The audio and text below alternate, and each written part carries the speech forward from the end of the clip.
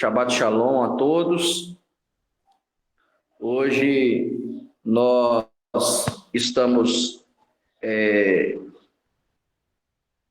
Hoje nós vamos estudar a Parashá de número 4, né? Que é a Parashá Vayera. Ela corresponde a Gênesis capítulo 18, versículo 1, e vai até Gênesis capítulo 22, versículo de número 24. Então é a quarta porção da Torá que nós vamos estudar nesse novo ciclo de estudos da Torá que nós iniciamos. Nós já passamos pela Parashá Bereshit, né? Onde nós estudamos a criação de todas as coisas.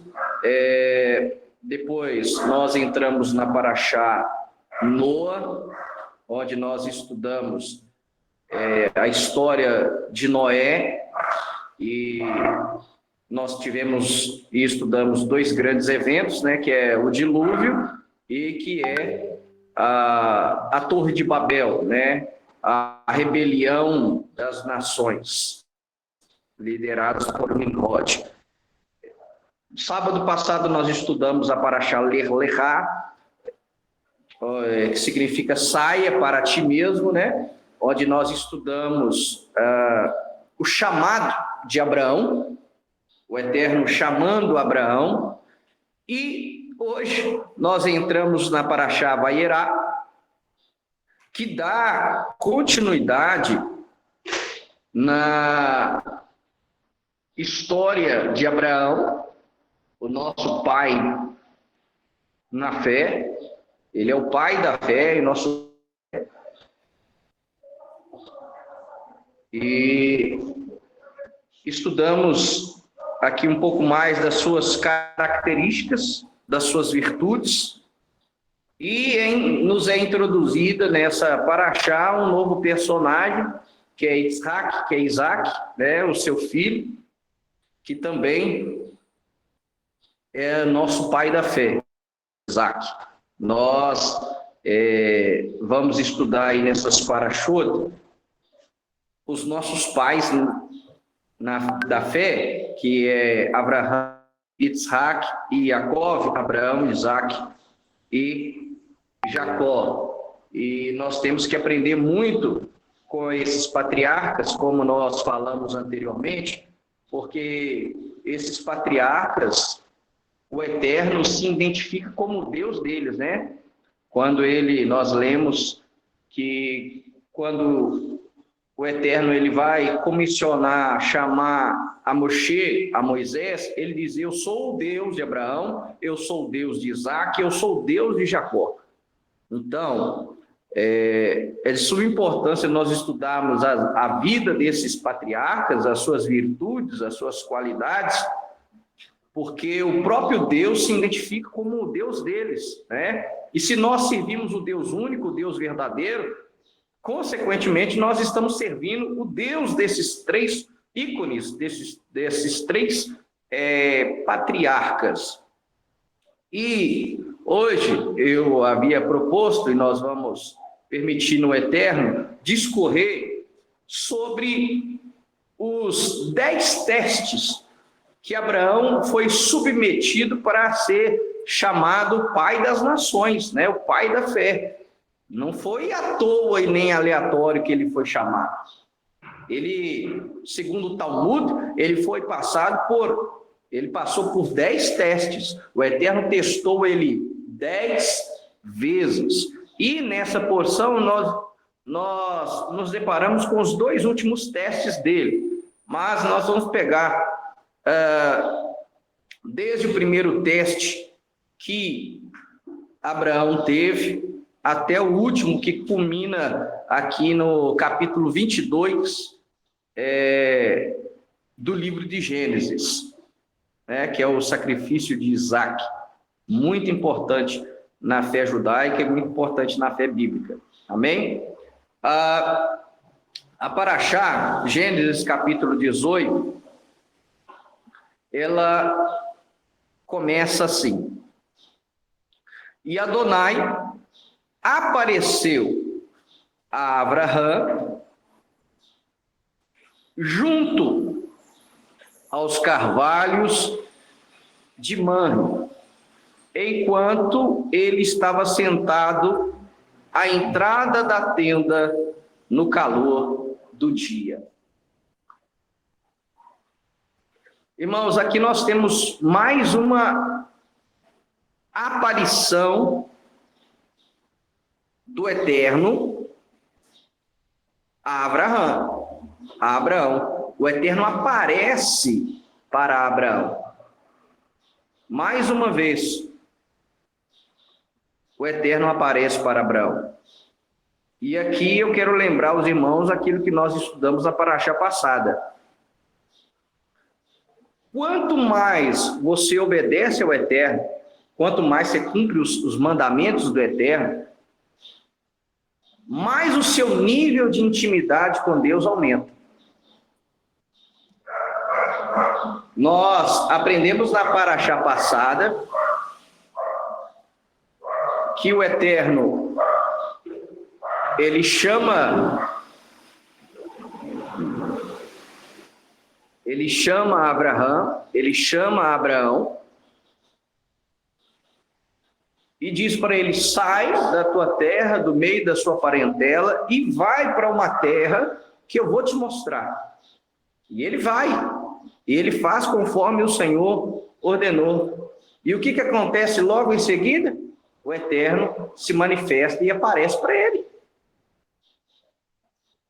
Aqui, Gênesis capítulo 18, na segunda aparição do Eterno a Moshe, a Abraão, ele tinha acabado de passar pela circuncisão. Ele circuncidou Isaac ao 8º dia. Ele havia circuncidado Ismael com 13 anos, havia circuncidado todos os homens da sua casa, aqueles que estavam sob o seu domínio, e ele se auto-circuncidou aos 90 anos de idade. Então, o Eterno diz para ele que há uma aliança física, essa aliança física é a circuncisão, e ele faz conforme o Senhor ordena. E o texto é muito claro, ele faz imediatamente. Imediatamente, após o Senhor ter ordenado a ele, ele circuncida a todos da sua casa, e se circuncida. E aqui em Gênesis capítulo 18, ele está ainda se recuperando da sua cirurgia, recuperando da sua circuncisão. E aí o que acontece? Vairá Adonai. E Adonai apareceu a Abraão junto aos carvalhos de Mamre, enquanto estava sentado à entrada da tenda no calor do dia. Ele ergueu os olhos e observou, e ali diante dele encontravam-se 3 homens. Ao vê-los, correu. Opa, pós-cirurgia o cara corre. Ele correu da porta da tenda para encontrá-los e prostrou-se com o rosto em terra. Então, esse é Abraão. Pós-operado, ele quebra aqui vários protocolos. Primeiro, um clínico, né? Ele estava se recuperando de uma cirurgia, ele já começa a correr. Ele corre ao encontro desses 3 homens. Segundo ponto, no Oriente Médio, um ancião, ele não corre. Você não vai ver um ancião correr. Isso é uma quebra de protocolo. Então, ele ficou tão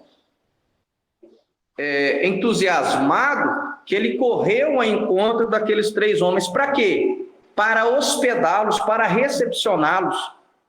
Perceba, ele está no calor do dia à porta da tenda.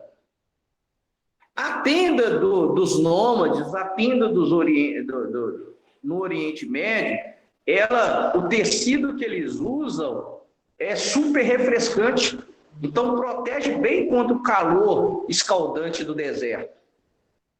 E ele está do lado de fora, então ele não é porque na tenda estava quente, ele saiu para fora para receber o ar fresco. Pelo contrário, ele sai do seu conforto e fica na porta da tenda, no calor do dia pós-operado. Para quê? Para hospedar pessoas. Uma das maiores qualidades de Abraão e dos patriarcas é ser hospitaleiro.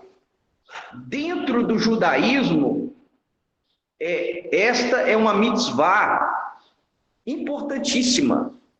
É um mandamento muito importante, ser hospitaleiro. E os judeus seguem isso à risca até hoje. Se você foi bem recebido na casa de alguém, se eles colocaram o melhor para comer, o melhor de beber na mesa para você, te tratou bem, você pode ficar muito feliz, porque eles te consideraram em autoestima. E, por exemplo, e aqui a gente parte para a área cultural, o Brasil. A nação brasileira ela é conhecida por quê? Por ser uma nação afetiva, não é? Uma nação que recebe bem os estrangeiros, todo mundo gosta de vir para o Brasil e fica impressionado como que o Brasil é bem receptivo, é afável, recebe bem os estrangeiros. Isso é uma característica do povo brasileiro. E a gente recebe o inverso quando a gente vai para o exterior, principalmente para os países da Europa. São pessoas frias, indiferentes. Então, por que nós herdamos isso? Você acha que nós herdamos isso de quem? Do sangue judaico que corre nas nossas veias. E, por exemplo, quando você vem para Minas Gerais, que para cá fluíram a maioria dos judeus com a descoberta do ouro, da época do ciclo do ouro, nós mineiros herdamos essa questão de hospitalidade como ninguém. Aqui em Minas você recebe a pessoa na cozinha. Por quê? Você quer tratar bem? Não, vem cá, vem tomar um cafezinho. Não, você vai comer um pedacinho de broa, um pedacinho de queijo comigo. Você quer ver isso mais aflorado ainda no interior. No interior de Minas, nas roças. Aí que você vê a raiz judaica mesmo no pessoal do interior. Se você não tomar um café, se a pessoa preparar, você já toma o café, a mulher já está indo para o fogão de lenha para preparar o almoço. E ai de você se sair sem o almoço. É uma ofensa. Isso é o povo mineiro, isso é o povo brasileiro. Não é da minha época, mas eu já ouvi relatos de uma geração anterior à minha, de quando você ia na roça, a pessoa vinha com a bacia de água para a pessoa lavar os pés, né? Porque na época, há tempos atrás, onde não tinha muito carro, as pessoas ou andavam a pé ou a cavalo, vinha, lavava os pés. Então, isso é cultural. E Abraão tinha isso. Hospitalidade. E essa é um mandamento muito importante dentro do judaísmo, da fé judaica e bíblica. Porque o escritor aos Hebreus, o que ele diz? Sejam hospitaleiros, porque alguns hospedaram anjos. E ele faz menção e referência a quem? Principalmente a Abraão, que recebeu dentro da sua casa anjos. Anjos e o próprio representante. Nós vamos ver que desses três personagens aqui, um é chamado de Senhor, de tetagrama. Yeshua aparece aqui para Abraão. Por isso que há 2000 anos à frente, Yeshua disse para os descendentes, aqueles que se diziam descendentes de Abraão: olha, Abraão viu meus dias e se alegrou. Vocês se dizem filhos de Abraão, mas querem me matar. Vocês não são filhos de Abraão. E lembra que nós estudamos na paraxá passada? Os 3 significados da palavra ben, filho, em hebraico. Pode ser filho, significa descendente, ou tendo a característica de, né, as virtudes de alguém.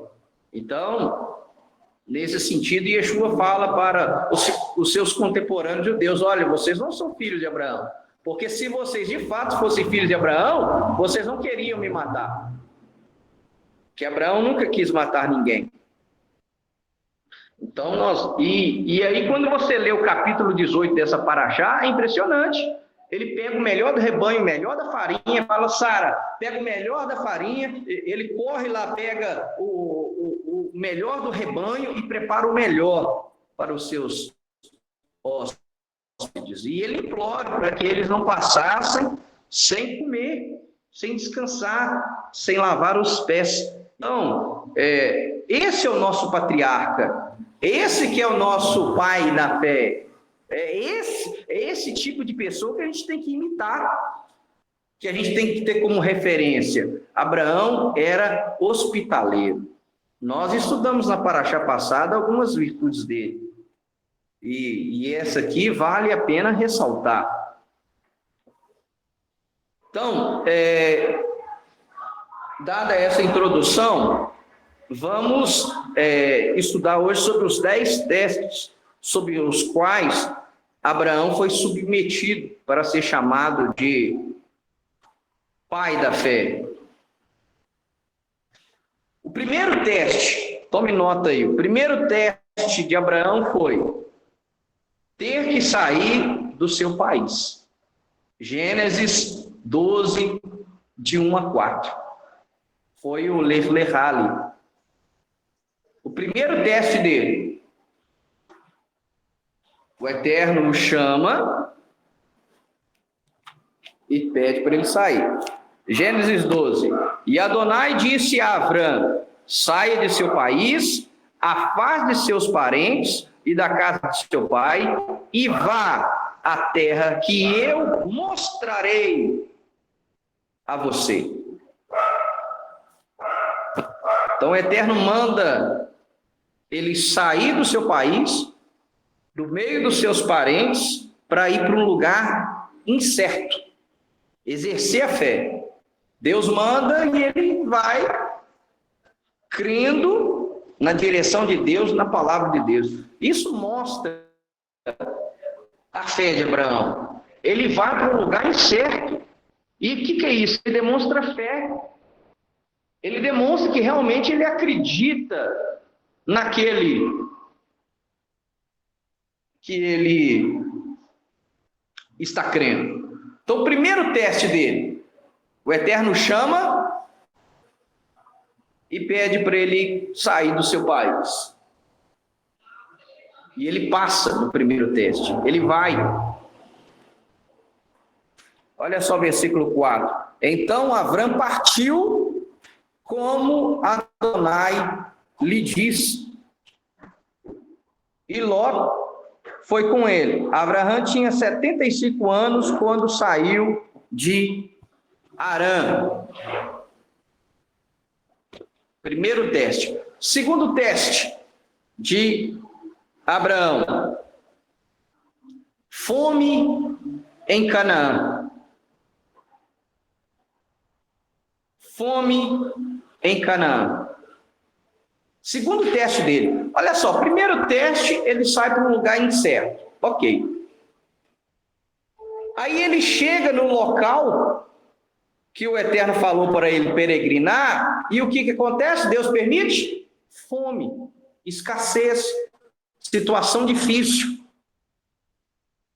Então, fome em Canaã, Gênesis 12, 10 a 15.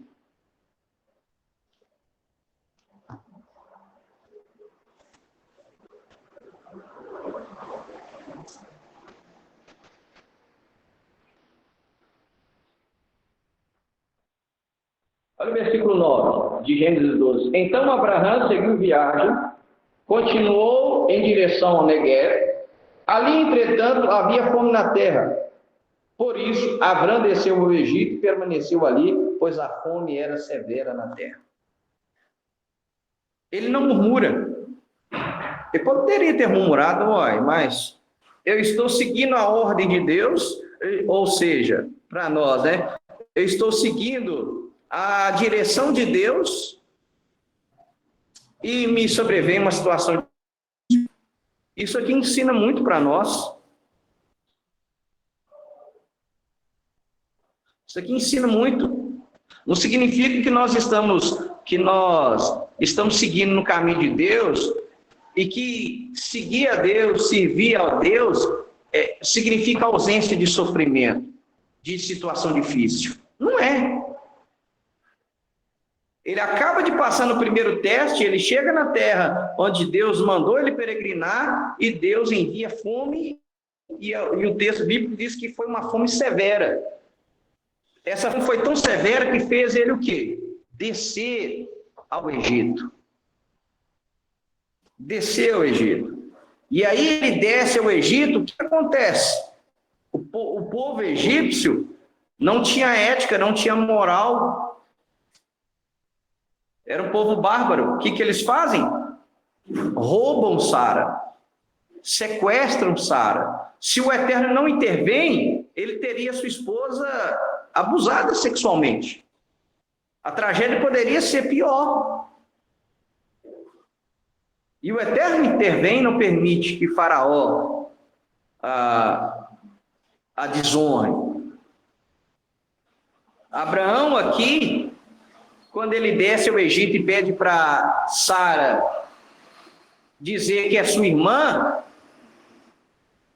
ele não mentiu porque ele queria mentir. Ele não mentiu por fraqueza. Ele mente para poupar a vida dele. Porque se ele não falasse que Sara era sua irmã, eles matariam. Abraão conhecia o povo para o qual ele estava entrando. Ele sabia que se ele não mentisse, ele ia morrer. Então, qual que é a lógica? Eu minto e vivo ou não minto e morro? Vai haver aqueles que falam, não, ele não teve fé, ele tinha que confiar em Deus e não mentir, e Deus ia poupar a vida dele. Poderia? Poderia. A Bíblia não deixa de mostrar essa parte da vida dele, né? E aqui fica em aberto. E Deus poupa tanto a vida dele quanto a vida de Sara.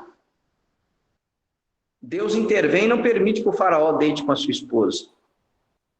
E eles saem do Egito com bastante riqueza. E os rabinos explicam que Agar sai aqui do Egito. Agar, que foi concubina de Abraão, era a filha do faraó dessa época. Agar não era qualquer uma, era a filha do faraó.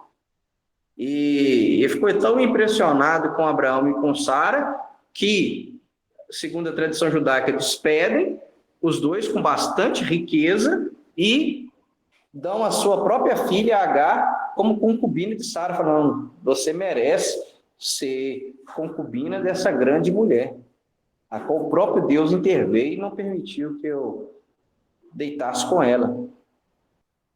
Então, Agar não era qualquer uma também, né? Então, isso é interessante. E olha para vocês verem, ele não murmura, eles saem do Egito, Deus preserva os dois e Abraão passa no seu segundo teste. O terceiro teste, nós temos vamos dizer assim, uma divergência entre o terceiro teste. Uns vão falar que o terceiro teste foi esse dos egípcios, com Abraão já na terra do Egito, que ele teve que descer ao Egito por causa da fome severa. E é um ponto interessante, que a Bíblia às vezes não respeita a geografia para mostrar algo espiritual. Sempre quando fala do Egito é descer.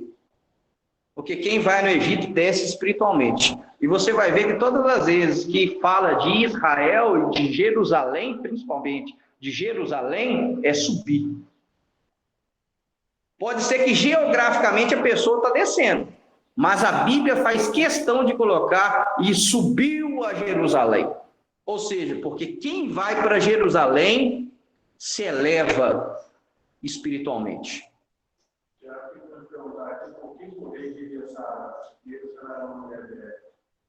Era bela. O próprio texto diz aqui, antes deles entrarem, Abraão, ele chama ela e fala, olha, eu vejo que você é bonita. E aí há muitos midrashim, há muitos ensinamentos sobre isso, que o marido deve ver a beleza da sua esposa e elogiar a beleza da sua esposa, por causa desse evento. Porque antes ele para, e os rabinos falam que ele não tinha percebido a beleza de Sara, física, estética, até esse momento. E aí os rabinos ensinam que um bom marido ele tem que elogiar a sua esposa sempre, né, e exaltar as suas virtudes e as suas qualidades. Então ele já, pressentindo isso, ele fala, olha, você é bonita, você é bela, e eu sei para onde que nós estamos indo. Então ele vai querer ter você no harém dele. Por isso que ele fala, ela era bela, ela era bonita. E...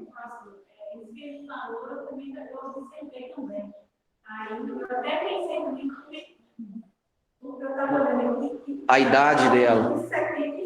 Quando saiu, né? Aqui já tinha mais. 60, né? Por aí. Então, assim, o que eu penso é que naquela época as pessoas viviam mais, também permaneciam jovens com mais tempo. Sim. Porque era o dia inteiro, era levar. Ser bela. Porque eles viviam bem mais, né? Sim. Bem mais tempo. Sim. Muitos mais anos. E tem mulheres hoje de 60 anos que São muito bonitas. Eu imaginei isso, que naquela época devia ter você sempre estar com um aspecto de jovem. Sim. E o Eterno fez um milagre com os dois.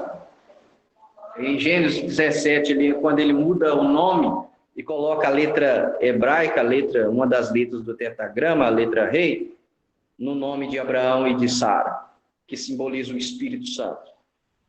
Então, é uma beleza que vai além da beleza física. Ele era cheio do Espírito, ele era cheio do Espírito. Então, de alguma forma, as pessoas eram atraídas a ele. Abraão, aqui em Gênesis 18, ele está à porta da tenda. Por que ele fazia? Ele hospedava as pessoas e falava do Deus único para todos. E a tradição judaica diz que Abraão pregava para os homens e Sara pregava para as mulheres.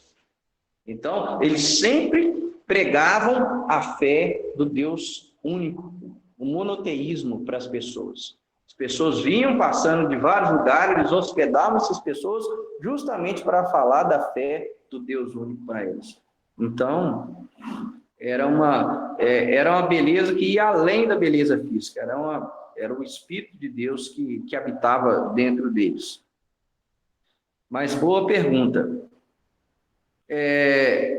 Aí o terceiro teste, alguns dizem que foi com os egípcios. Maimônides, Maimônides que viveu ali no século XI, ele lista os 10 testes de Abraão e coloca como a terceiro teste foi ali no Egito com os egípcios. Já existe uma outra vertente que diz que foi a disputa, e até o nosso pastor e professor Josué, no seu livro, ele lista o terceiro teste como a disputa com Ló e a partilha da terra, onde tem ali a contenda entre os pastores de Ló e os pastores de Abraão, né? E Abraão abre mão do seu direito de escolha da terra e diz para Ló: olha, a terra está diante dos seus olhos. Se você escolher a direita, eu vou para a esquerda. Se você escolher a esquerda, eu vou para a direita. E ele abre mão do seu direito, dá o seu direito de escolha para Ló, e Ló escolhe a região ali do Jordão, a região de Sodoma e Gomorra. Então, e Abraão, ele passa nesse terceiro teste, seja entre os egípcios, como nós citamos aqui, ou seja na disputa com Ló e a partilha da terra. Ele não era egoísta. Abraão aqui mais uma vez nos mostra que ele não andava por vista, ele andava por fé. E Ló, aqui ele andou por vistas, ele viu a planície, ele viu que a região do Jordão lá parecia o jardim do Éden, como diz Gênesis, e ele escolheu aquela parte. O terceiro teste pode ser Sara sendo roubada pelos egípcios, sendo sequestrada, né? Melhor expressão, ou a disputa com Ló sobre a terra. Aí, Gênesis 13, 5 a 18.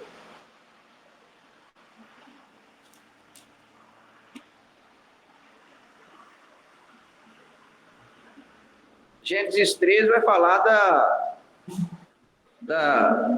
da disputa entre Abraão e Ló ali, seus rebanhos,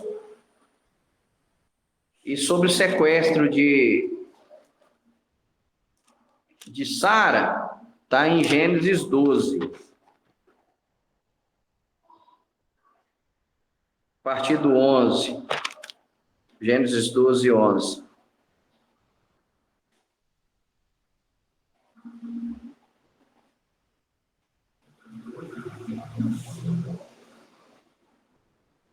O quarto teste pelo qual Abraão foi submetido foi a guerra com os reis do Oriente. Gênesis 14, de 1 a 16.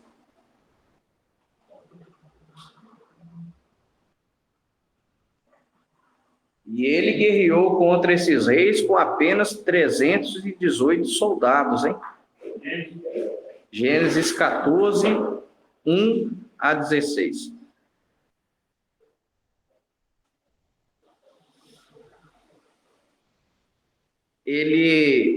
É interessante Gênesis 14, porque ele guerreia contra esses reis, ele os vence, ele não toca no despojo de guerra,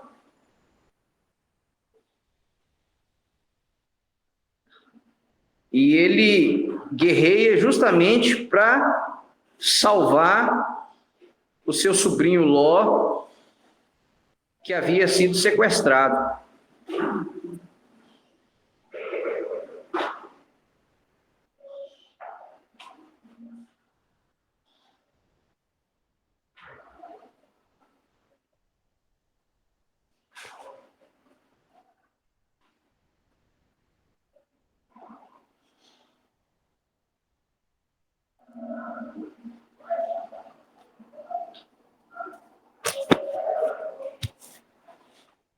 Ele é interessante porque ele não toca nos despojos e fala, olha, eu estou fazendo isso para ninguém falar que ser humano me enriqueceu, que a guerra me enriqueceu, mas sim um eterno que me enriqueceu. Então ele permite que aqueles que vieram guerrear com eles pegassem o despojo só para cobrir as despesas. Aqui nós temos o evento de Abraão com Melquisedeque, onde ele come pão e vinho com Melquisedeque.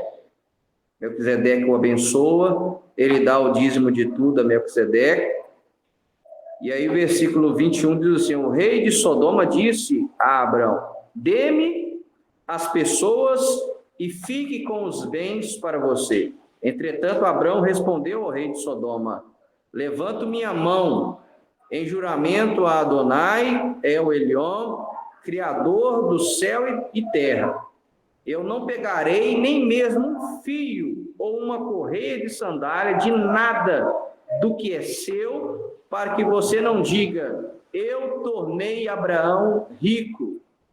Pegarei apenas o equivalente ao que minhas tropas comeram e a parte do espólio pertencente aos homens que vieram comigo. Aner, Escol e Manre, que eles fiquem com o que lhes pertence. Então você vê a diferença de Abraão. Abraão não fez essa batalha por conquista de território ou por dinheiro, ele fez para salvar as pessoas e dentre elas o seu sobrinho Ló. Tá?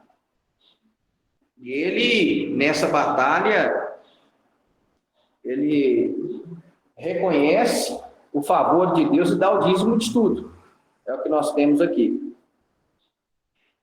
E é interessante porque aí o capítulo 5 começa: algum tempo depois a palavra de Adonai veio a Abrão em uma visão: não tema, Abrão, sou seu protetor, sua recompensa será muito grande. Alguns rabinos interpretam esse versículo aqui como que ele, depois da guerra contra esses reis do Oriente, que ele ficou meio receoso, né? Eu com só 300 homens fui lá, fiz guerra, ganhei. Foi uma vitória de escândalo para eles, né? Eles vão querer revidar. Aí o Eterno aparece para ele e diz: olha, não tema, eu sou o seu protetor. Então, o Eterno dá esse consolo aqui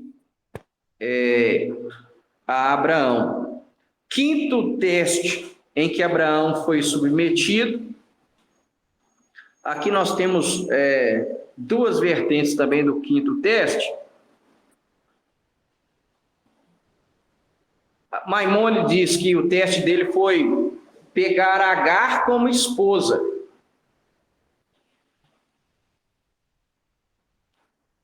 E o professor Josué, no seu livro de Gênesis, ele diz que o teste dele foi a discussão ali entre Sara e Agar, por causa do filho Ismael.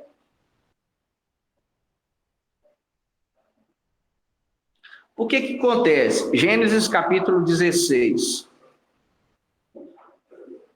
Sarai, olha o que diz o texto: Sarai, mulher de Abrão, não lhe dera nenhum filho. Entretanto, ela possuía, olha só, uma escrava egípcia, está vendo a origem de Agar? Chamada Agar. Então Sarai disse a Abrão: ouça-me, Adonai não me permitiu gerar filhos, portanto vá e durma com minha escrava. Talvez eu consiga ter filhos por meio dela. Abrão ouviu o que Sarai disse. Depois de Abrão ter vivido por 10 anos na terra de Canaã, Sarai, mulher de Abrão, pegou Agar, a egípcia, sua escrava, e deu a Abrão, seu marido, para ser sua mulher. Aqui é interessante porque olha os detalhes do texto que você só vai ter quando você estuda a Bíblia dentro do seu contexto judaico. Depois de 10 anos, Não foi à toa que a Bíblia diz aqui, depois de 10 anos, Sara pega Agar e fala, olha, Abraão, tenha filhos com ela, que eu tenha filhos através da minha concubina. Porque no Oriente Médio, uma mulher que durante 10 anos, casada com seu marido, não conseguiu dar filhos a ele, o marido ele tem o direito de quê? De despedir a mulher e arrumar outra. Porque aquela mulher não conseguiu dar a ele filhos. Por isso que o texto diz aqui que Sara tem essa postura após de 10 anos. Então, essa postura aqui é uma postura de uma mulher que diz, olha, eu não quero te perder como marido. Eu sei que eu estou deixando a desejar como esposa, eu não estou conseguindo dar a você filhos. Quem sabe? Olha as palavras dela. Ouça-me, Adonai não me permitiu gerar filhos, portanto, vai e durma com minha escrava. Talvez eu consiga ter filhos por meio dela. Então,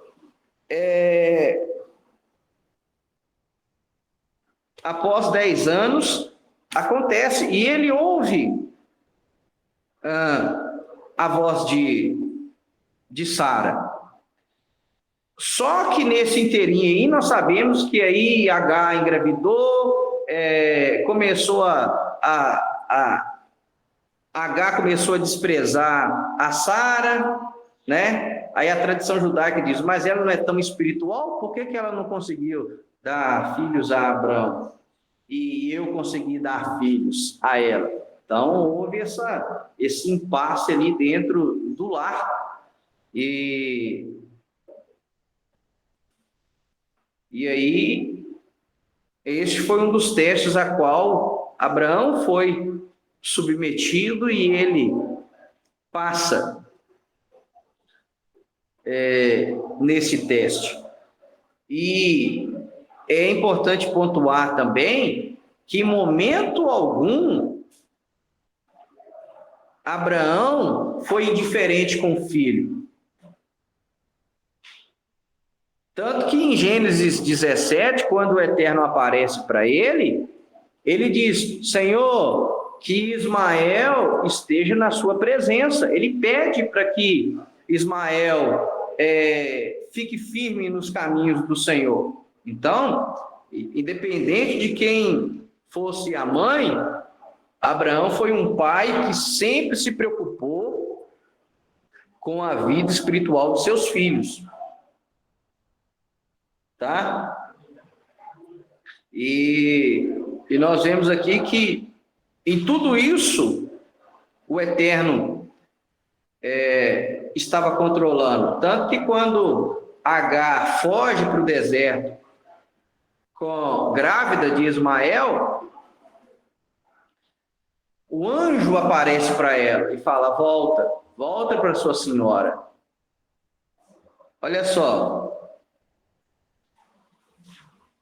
Versículo 7. O anjo de Adonai encontrou junto a uma fonte no deserto, a fonte da estrada de Shur, e disse, Agar, escrava de Sarai, ou serva de Sarai, de onde você vem?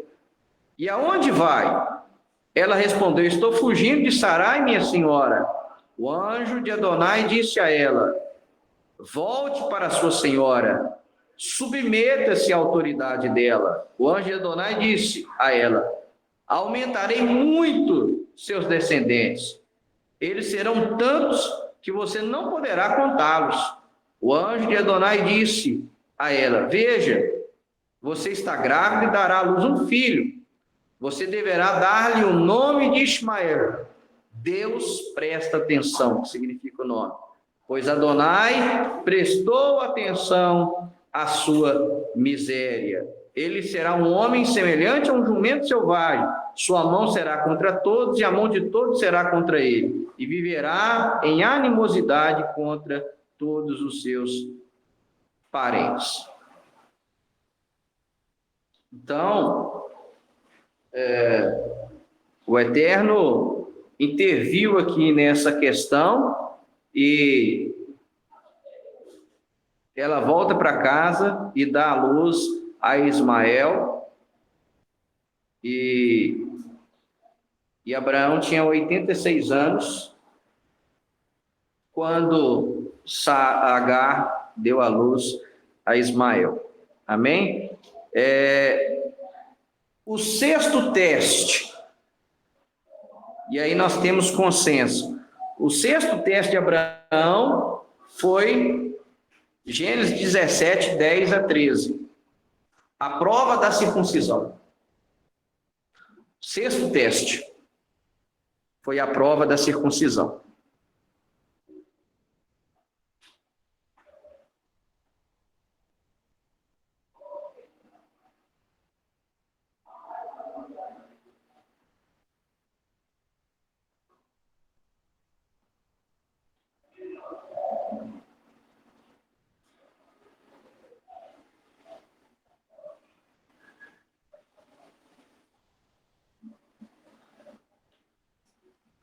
Nós já dissemos aqui que Abraão, ele circuncida Isaac,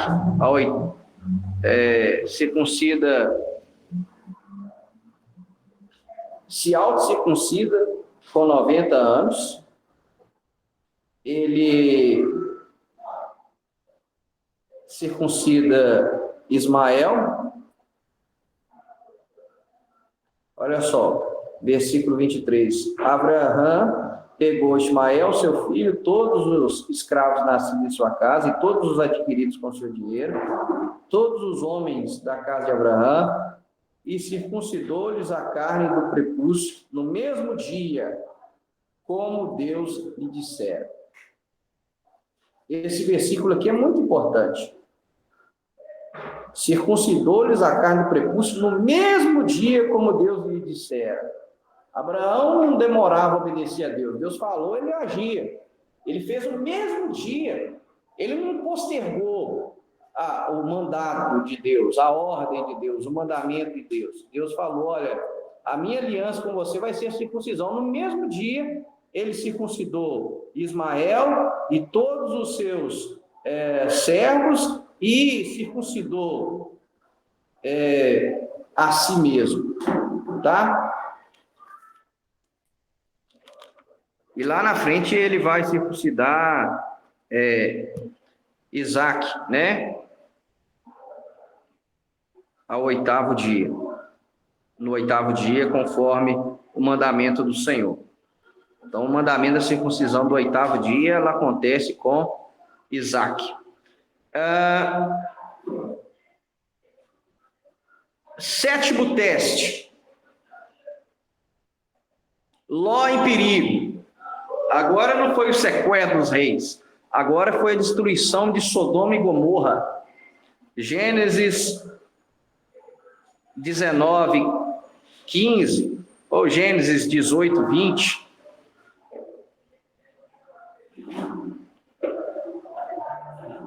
O sétimo teste foi a intercessão de Abraão com Sodoma e Gomorra. Sodoma e Gomorra era o povo mais promíscuo da época. Tanto que Deus decide destruir Sodoma e Gomorra. Olha o que diz Gênesis 18, 20. Adonai disse: o clamor contra Sodoma e Gomorra é tão grande e seu pecado tão sério que descerei agora e verei se seus atos condizem com o clamor que chegou até mim. Caso contrário, eu o saberei. Interessante, né? Aqui de novo, nós temos o mesmo tipo de ensinamento lá da Torre de Babel. Olha o que Deus diz: eu mesmo vou descer e vou conferir se realmente está acontecendo o que chegou até mim. Então Deus, como justo juiz, ele vai averiguar o caso. Deus não imputa sentença sem antes investigar, sem antes averiguar, para de fato aplicar a justiça, o juízo. Deus é um justo juiz. Deus é justo juiz.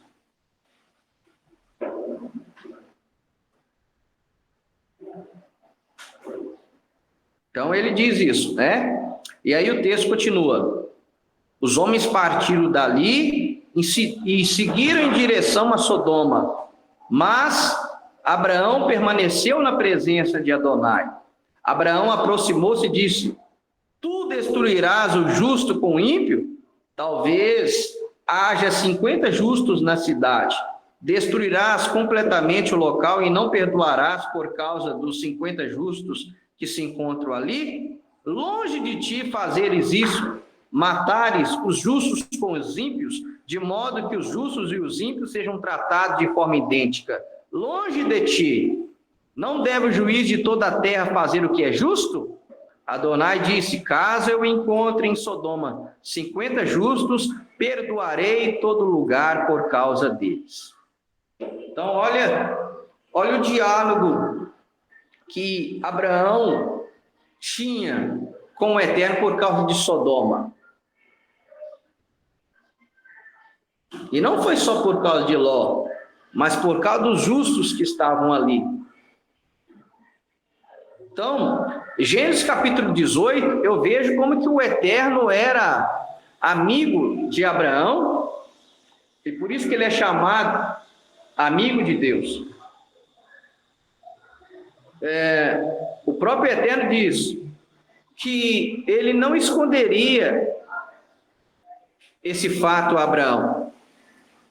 Olha só, versículo 16. Os homens partiram de ali e olharam na direção de Sodoma. E Abraão foi com eles para vê-los em seu caminho. O Senhor disse: devo ocultar de Abraão o que estou para fazer, visto que Abraão se tornará. Olha só a certeza do Eterno. Isso aqui é lindo.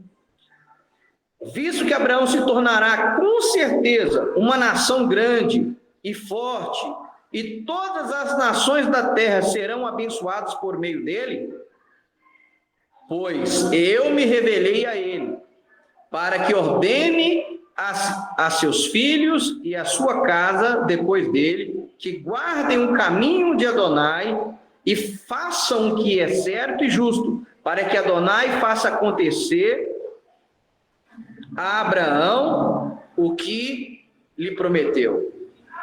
Então, aí o Eterno vai e fala a ele que há um clamor grande chegando diante dele e há um pecado muito sério chegando diante dele. Então, Sodoma e Gomorra era uma nação promíscua, era uma nação... os dois pecados gravíssimos dela era a promiscuidade sexual, a idolatria e também o seu egoísmo contra os estrangeiros. Eles não aceitavam hospedar ninguém. É o oposto de Abraão. Não hospedavam ninguém, não aceitavam nenhum estrangeiro na terra deles. O Midrash conta uma história de que apareceu uns estrangeiros em Sodoma e uma residente do local ficou alimentando o mendigo. E aí eles descobriram. E aí o que eles fizeram?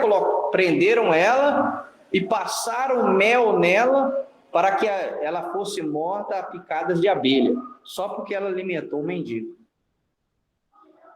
Então, essa história é para mostrar como que era Sodoma e Gomorra.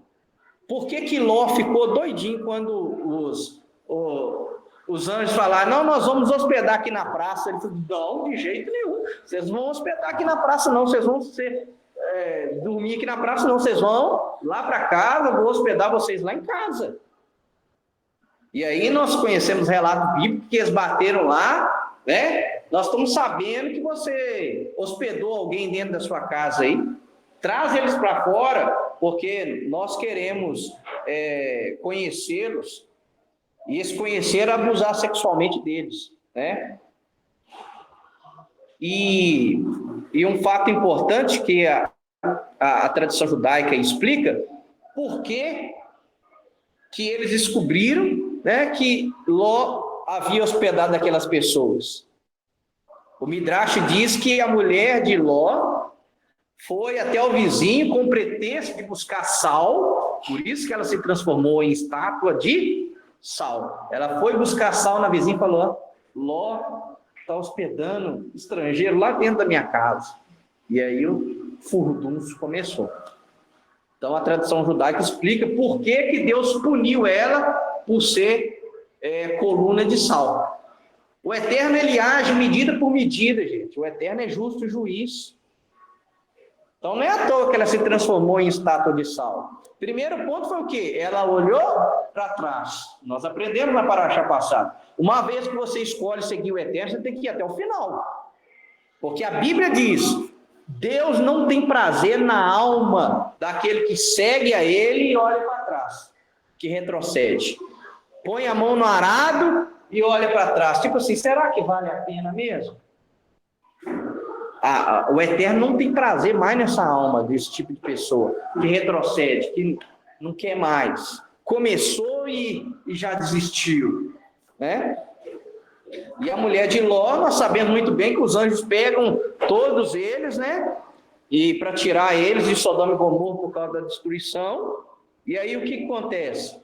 Ela olha para trás e se transforma em estátua de sal. Ela nunca quis sair.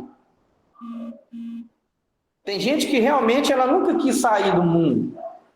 Por mais que ela sabe que o mundo vai ser destruído, que o juízo de Deus vai vir sobre o mundo, mas ela ainda, o coração dela ainda está no mundo. E aí é o que Yeshua diz: cuidado, escapa-te por tua vida. Foi a palavra que o anjo deu para Ló e a sua família: escapem por vocês. Não olhem para trás, não se prendam a nada neste mundo. Foque, saia. Então, esse sétimo teste de Abraão interceder por Sodoma e Gomorra é muito importante, porque os rabinos eles vão colocar lado a lado Noé e Abraão. Noé e Abraão foram contemporâneos. Eles viveram a mesma época, mais de 50 anos. E aí a pergunta que fica é: por que não foi a partir de Noé que Deus fez o povo de Israel? Mas foi a partir de Abraão, sendo que eles viveram na mesma época. Aí os rabinos respondem: porque Abraão, ele intercedia pelo ímpio. Abraão era intercessor. Noé só pregou, Abraão intercedeu. Abraão era mais elevado. Abraão se preocupava com o outro.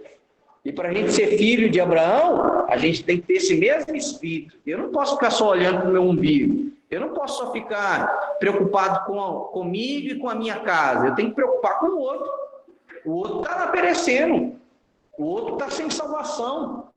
E esse deve ser o sentimento da igreja, né? Que muitas das vezes é pregado em cultos missionários, né? Que é o quê? É interceder para o ímpio.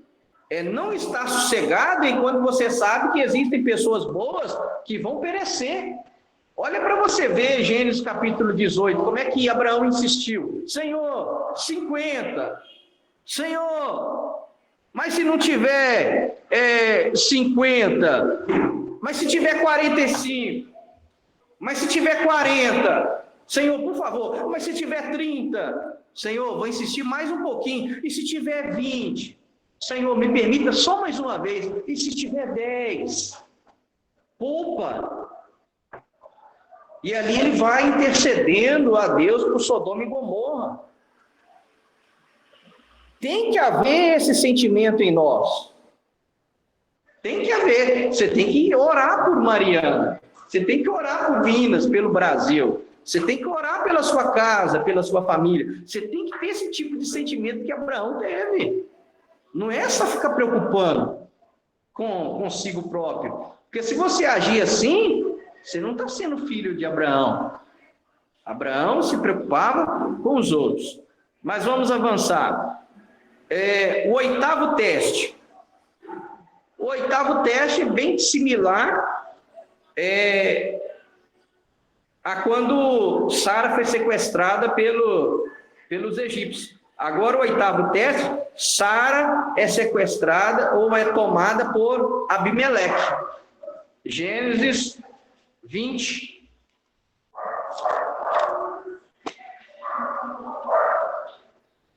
Gênesis 21 e 2. Abraão viajou dali em direção a Negueb e viveu entre Cádiz e Shur.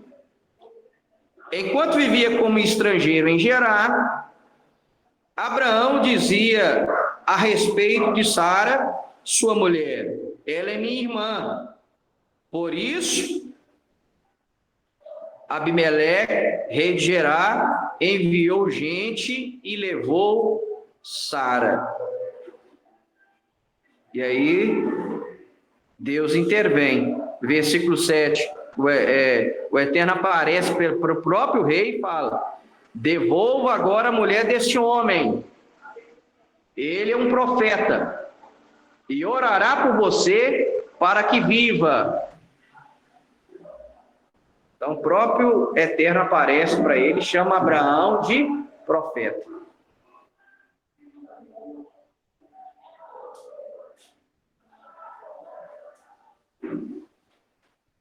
Você acha que se Abraão não fosse justo, ele não ia poupar Sara uma segunda vez? Se ele tivesse em pecado mentindo? Mas por que ele agiu dessa forma? Por causa do povo no qual ele vivia.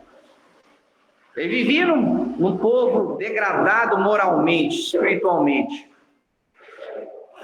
Então ele usou desse artifício para sobreviver, para não ser morto. Agora, o nono teste. Ismael, a despedida de Ismael. Gênesis 21.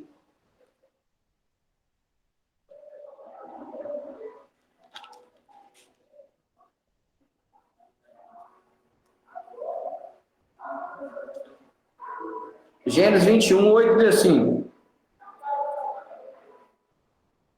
Olha que interessante. Gênesis 21, 8. O filho cresceu, Ismael, né? E foi desmamado. E Abraão ofereceu um grande banquete no dia em que Isaac foi desmamado. Por que foi feito um grande banquete, Wesley? Quando ele foi desmamado. Havia, aí a tradição judaica vai explicar, havia muito lachon hará, falando: não, isso aí não é filho de Sara, não. Não é ela que está amamentando. E aí Abraão fez questão, no dia que ele foi desmamado, fez um grande banquete, e aí a tradição judaica diz que Sara deu de mamar todas as crianças que tinham lá, que amamentavam ali, para provar que ela tinha leite e que ela que deu de amamentar a seu filho Isaac. Por isso que o texto diz aqui que o filho cresceu, foi desmamado, e Abraão fez um grande banquete no dia em que Isaac foi desmamado.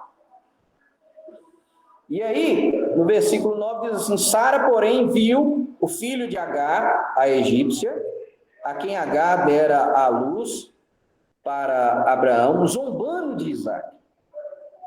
Então Sara disse a Abraão: livre-se dessa escrava e do seu filho. Não permitirei que o filho dela seja seu herdeiro com meu filho Isaac. Olha o versículo 11. Abraão ficou muito triste por causa dessa questão que envolvia seu filho. Deus, no entanto, disse a Abraão: não se entristeça por causa do menino e de sua escrava. Ouça tudo o que Sara diz a você, pois seus descendentes serão contados a partir de Isaque. Eu, porém, também farei uma nação do filho da escrava, porque ele descende de você. Aí diz, Abraão levantou-se bem cedo, pegou o pão e o odre de água e deu-os a Agar, colocando-o sobre o ombro dela e o filho. Então mandou embora, depois de partir perambulando pelo deserto perto de Beersheba. Então, o 9º teste foi ter que despedir o seu filho Ismael, porque a descendência dele seria a partir de Isaque. E o 10º teste, que é o teste mais difícil, e é o teste que Abraão é conhecido, Gênesis capítulo 22, o sacrifício, o quase sacrifício de Isaque. Esse foi o 10º teste. Olha só, como diz Gênesis 22, 1. Depois de todas essas coisas, Deus testou Abraão. Ele disse, Abraão, e ele respondeu, Hineni, eis-me aqui estou. Ele disse, pegue seu filho. Aí o Midrash diz, qual dos filhos, Senhor? Eu tenho 2. Seu único filho? Ah, Senhor, os 2 filhos são únicos para mim, tanto Ismael quanto Isaque. A quem você ama? Ah, Senhor, o pai ama os 2 filhos, não tem diferença do amor de um para com o outro. Aí o Eterno perde a paciência e diz, Isaque. Então existe esse midrash, esse comentário desse versículo, porque o Eterno diz, pegue seu filho, seu único filho, a quem você ama, Isaque, e vá à terra de Moriá. Moriá é o acróstico, significa onde Deus é visto, ou onde Deus está, onde Deus se encontra. Ali você deverá apresentá-lo como oferta queimada sobre a montanha que eu indicarei a você. Então, o Monte Moriá é o monte do templo, tudo é simbólico, né? E Deus iria mostrar a ele ainda qual dos montes lá de Moriá que ele iria sacrificar. E aí, de novo, irmãos, olha só. Abraão levantou-se bem cedo. Está vendo que toda a ordem que Deus dá a ele é rápido? Não fica, será? Vai ser difícil. Vai ser custoso. Não. Ele faz rápido, é imediatamente, é bem cedo, é no mesmo dia. Não tem que pestanejar para as coisas do Eterno. Então o texto diz, Abraão levantou-se bem cedo, olha só, ele mesmo selou o jumento, não foi outra pessoa, ele mesmo foi lá e selou o jumento. Isso aqui era a função dos servos dele, dos escravos, mas para a ordem de Deus, ele mesmo foi lá e selou o jumento.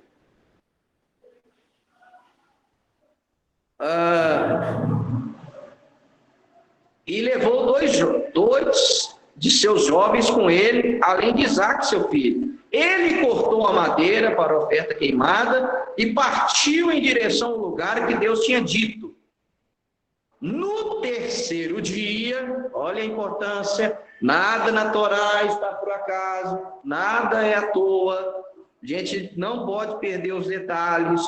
No 3º dia, Abraão ergueu os olhos e viu o lugar à distância. No 3º dia. O que significa 3º dia? Ele teve 3 dias para desistir, gente. Ele caminhou 3 dias sabendo que eu vou matar o meu filho. Eu vou sacrificar o meu filho. Deus me pediu para sacrificar o meu filho para demonstrar o meu amor a ele. Se eu estou realmente disposto a abrir mão de tudo, abrir mão dos meus sonhos, abrir mão dos meus desejos. Isso significa sacrificar Isaac. Ele esperou 25 anos para acontecer. Quando acontece, Deus manda sacrificar. Ou seja, eu te prometi algo, aí eu cumpro algo e agora eu quero pegar de volta. A gente pode fazer como menino mimado, não, você me deu, agora é meu. Ou falar, Senhor, foi o Senhor que deu, tudo é teu, toma aqui de volta. Esse foi Abraão. Abraão sacrificou o sonho, o amor, o desejo, tudo que ele tinha. Isso que representa sacrificar Isaac. Ele abriu mão de tudo, para quê? Para mostrar que Deus estava acima de tudo, que o amor a Deus estava acima de qualquer coisa, acima das suas realizações pessoais, além da sua família, além daquilo que ele amava. Ele mostrou que Deus, ele amava Deus acima de todas as coisas. Então, isso que demonstra o sacrifício de Isaac. E 3 dias até chegar no local. Foram 3 dias, ele dormindo e acordando e pensando sobre esse fato. O texto não diz, mas a tradição judaica diz que Satanás aparece aqui para ele e fica tentando ele, para que ele não sacrificasse Isaac. Mas ele foi fiel e foi fiel até o fim no seu propósito, em servir a Deus.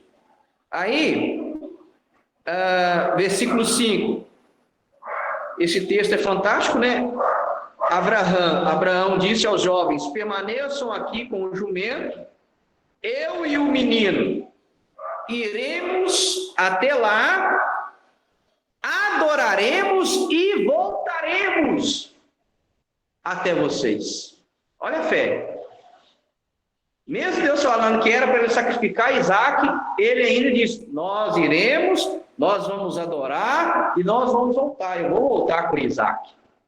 E aí o escritor aos Hebreus diz que a fé dele era tanta que ele cria que se mesmo que ele oferecesse Isaac como sacrifício, Deus poderia ressuscitar Isaac das cinzas. Abraão foi o primeiro a crer na ressurreição. Ele cria fielmente na promessa de Deus, ele cria fielmente na palavra de Deus, e ele amava a Deus acima de todas as coisas. Esse é Abraão. Esse é o nosso pai na fé.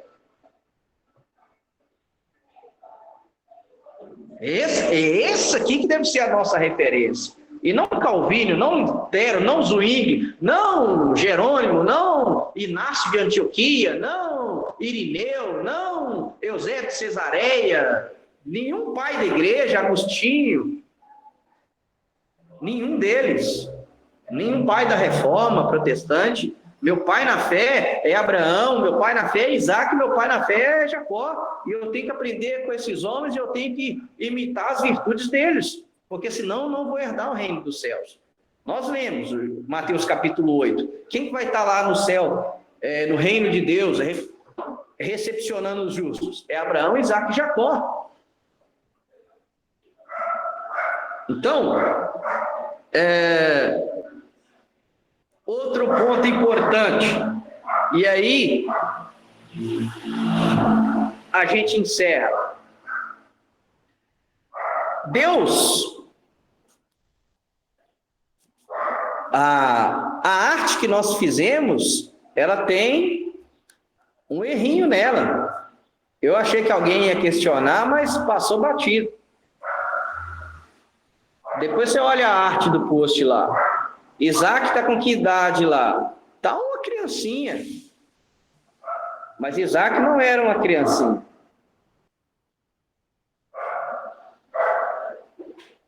Isaac, Flávio José, historiador Flávio José, vai dizer que ele tinha 22 anos.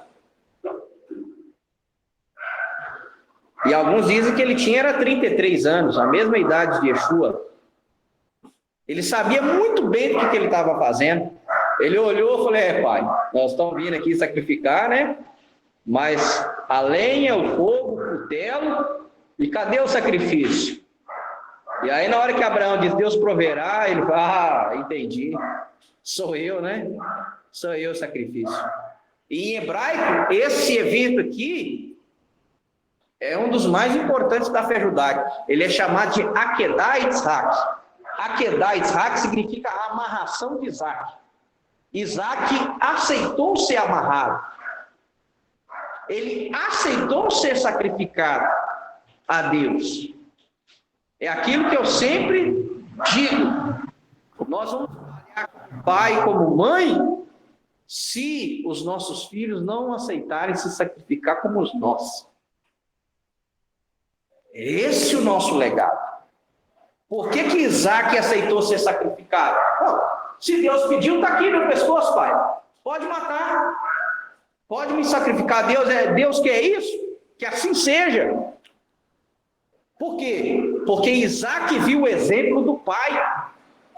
O Isaac viu o exemplo dos pais. Falando, meus pais servem a Deus. Tanto Abraão como Sara me servem. E eu quero servir a Deus como meu pai. Eu quero servir a Deus como a minha mãe. A minha referência é meu pai e a minha mãe. Eu quero servir a Deus como eles servem. E ele submeteu a amarração. Isaac é chamado de sacrifício perfeito na tradição judaica. Por quê? Porque eu já ensinei isso aqui. Na tradição judaica, a sua intenção de fazer, Deus já considera como se tivesse feito. Mesmo se você não conseguir fazer. Só a sua kavaná, a intenção do seu coração, eu queria ter feito. Mas houve situações que me impediu, mas eu queria. Deus sabe que eu queria. Só esse desejo seu, Deus já considera. Já está feito, minha filha. Já está feito, meu filho. Se for sincero, se for verdadeira a intenção, né? Claro. Mas esse evento aqui é fantástico. Mostra tanto a fé de Abraão, como a fé de Isaac. Não, eu quero servir o mesmo Deus que o meu pai. Tanto que quando na próxima paraxá, nas outras porções nós vamos ver, eu sou o Deus do seu pai. E depois, quando aparecer para o filho dele, eu sou o Deus do seu pai. Deus agora não passa só a se identificar como o Deus de Abraão, ele também é o Deus de Isaac. Por quê? Olha o primeiro fato aqui. Ele aceitou ser sacrificado a Deus. Ele se sacrificou a Deus. Isso aqui é exemplo máximo de servir a Deus. Gênesis capítulo 22, a gente estuda ele em Yom Kippur.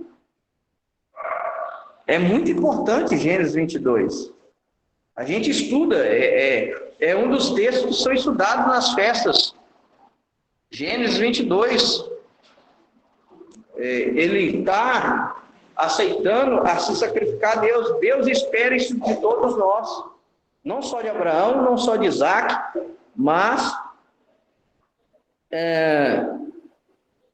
de todos nós. E aí, para concluir,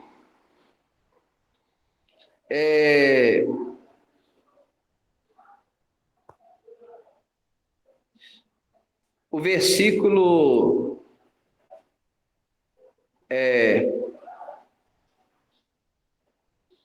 11 diz assim: no entanto, quando ele ia sacrificar, no entanto, o anjo de Adonai chamou desde o céu: Abraham, Abraham. Ele respondeu: Hinene, eis-me aqui. Ele disse: não estenda a mão sobre o menino, não lhe faça nada, pois agora eu sei que você é um homem que teme a Deus, porque não me negou seu filho, seu único filho. Será que Deus não sabia que Abraão estava disposto a fazer isso? Será que precisava de ter passado isso tudo? Para Deus não precisava. Mas por que Deus quis que Abraão fizesse tudo isso? Não era para mostrar para ele, era para mostrar para as pessoas. Porque tem muita gente até hoje que questiona a escolha de Israel. Ah, mas por que Israel? Aí Deus permitiu esse fato acontecer, está registrado para mostrar, tá vendo? Por que que eu escolhi Abraão? Esse agora eu sei pode ser até traduzido como agora eles saberão por que que eu te escolhi. O tipo de pessoa que você é, o tipo de convicção que você tem de me servir, de me amar acima de todas as coisas e de acreditar na minha promessa, na minha palavra até o final. Então, quando as nações e até hoje questionam a escolha de Israel, Paulo é muito claro em Romanos capítulo 9, Romanos capítulo 11. Eles são amados por causa dos patriarcas. Todas as vezes que Israel pecou, idolatrou e que Deus pensou em destruir, sempre quem que tinha que ser lembrado? Senhor, lembra de Abraão, Isaac e Jacó? E aí Deus, realmente eu não posso destruir esse povo. Eles são amados por causa dos patriarcas. E o próprio Deus disse, né, quando apareceu a Moisés para tirar o povo do Egito, falou, olha, eu sou Deus de Abraão, Isaac e Jacó. Então, isso é fortíssimo. Então, irmãos, é por isso que nós estudamos as parashot, as porções. É por isso que vão ser uma série de estudos das porções para falar sobre os nossos pais na fé, Abraão, Isaac e Jacó. Nós temos que aprender muito desses homens. A fé, a renúncia, a intercessão, é isso que nós temos que ter em nós. É isso que nós temos que copiar dos nossos patriarcas. Amém? Então, irmãos, hoje esse é o nosso estudo da Paraxá. Que o Eterno continue abençoando a todos vocês. Shabbat Shalom.